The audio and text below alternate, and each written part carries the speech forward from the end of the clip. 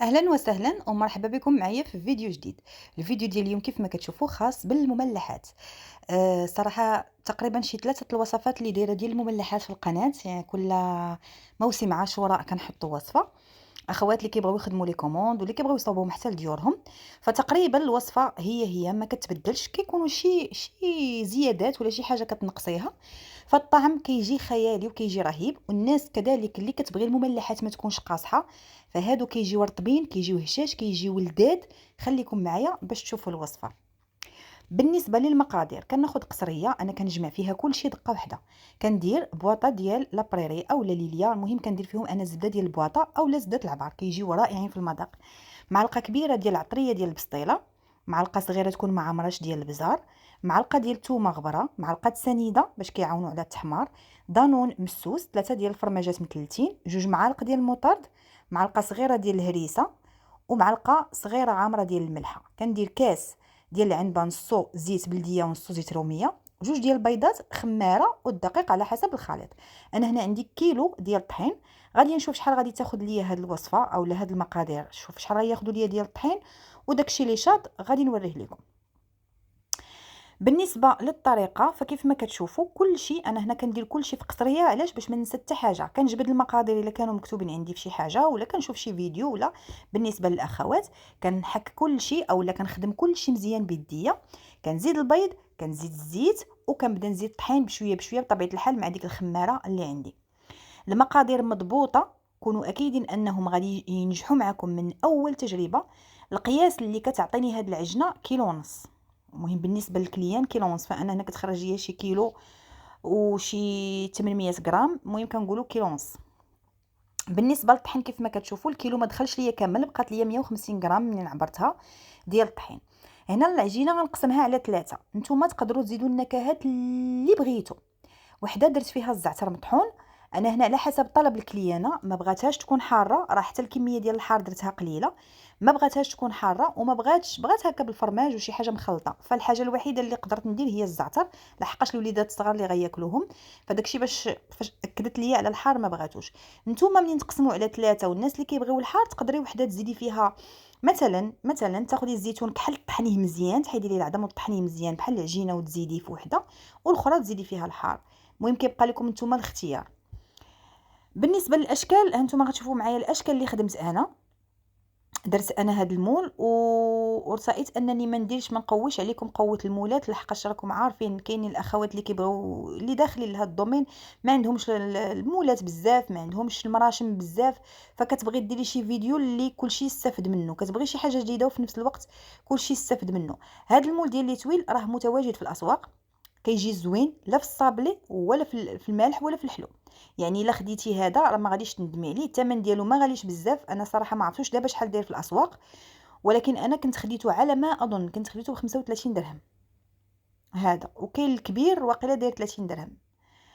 المهم بالنسبه للشكل الاول راكم شفتوا، انا غادي نخدم ونخلي الفينيسيون هو الاخر. الشكل الاول خديت مرشم دائري صغير قطعت ودرته في داك المول ديال لي تويل. الشكل الثاني خديت من العجين، هاد العجينه هذه اولا هاد العجنه خرجت منها 6 ديال الاشكال، يعني كل دائره درت منها 2 ديال الاشكال. الشكل الثاني طلقته، تكون العجينه رقيقه ما تكونش غليظه باش ما تجينيش ملببه من الداخل.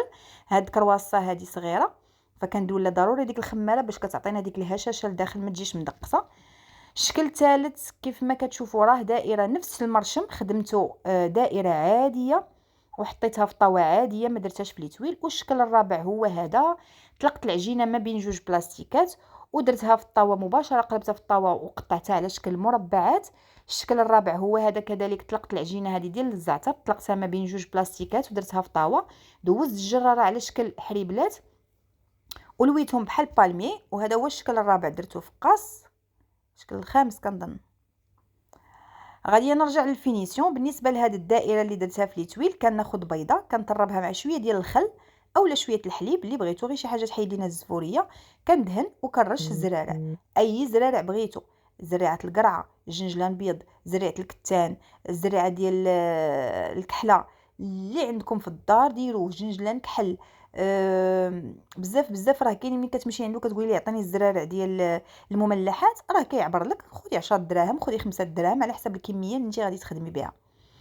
صافي كندهن وكنعمرهم مزيان، كنثبت بيديا وعاد باش كنسوس داكشي اللي فاضل ليا كنرجعو تاني للطاسه وكنكمل تاني كنعاود تاني ندهن ونعاود نعمر. دائما سطح العمل يكون نقي باش هادشي كتخدمي في اريحيه. بالنسبه لهذا الشكل غندهنو حتى هو كامل بداك الخليط ديال البيض مع الخل، وغادي نرش عليه الفرماج حمر محكوك والبافو.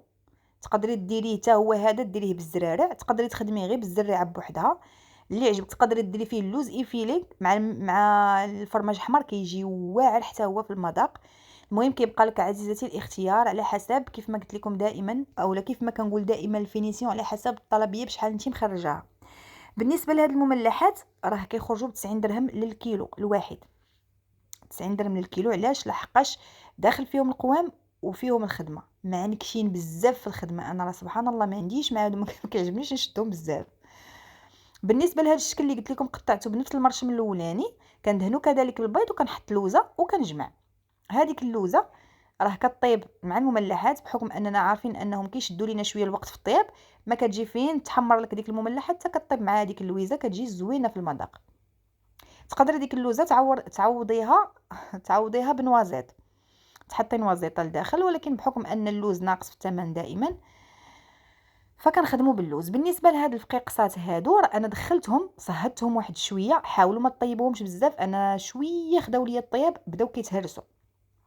غير كتصهديها الجهد فين تقطعيها بموس اولا بمقص ما تشتتش لك. صافي كتعاودي تقطعيها تقطيعه ديال الفقاس شويه غليظه وكترديها للطاوه تدخليها مع المملحات باش تحمر لك حتى هي وتاخذ لينا اللون الذهبي. حتى هاد الفقيقسات راه كيجيو زوينين، تقدري العجينه كلها تقلبيها فقيقسات.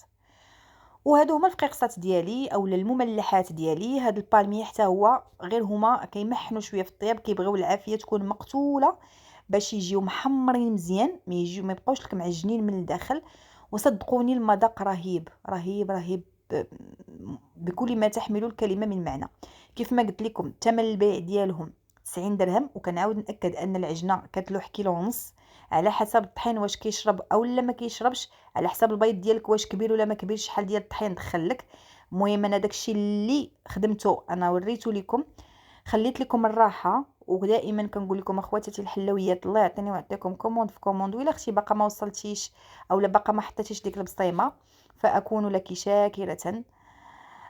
وديما كنقول لكم شكرا على التعاليق الزوينه، شكرا على الموتيفاسيون اللي كتعطيوني في كل فيديو، كيحفزوني انني ما نغبرش عليكم. الا كانوا عندكم شي اقتراحات بخصوص الفيديوهات او لا داكشي اللي كتبغيو نحط لكم في القناه، خليوها ليا في التعليق. راه اي تعليق قريتو راه كنجاوب عليه، سواء استفسار سواء سؤال سواء اقتراح سواء انتقاد. مهم راه كلشي الانسان ضروري اي حاجه خاصو يتقبلها. يلا خليت لكم الراحه وبسلامه.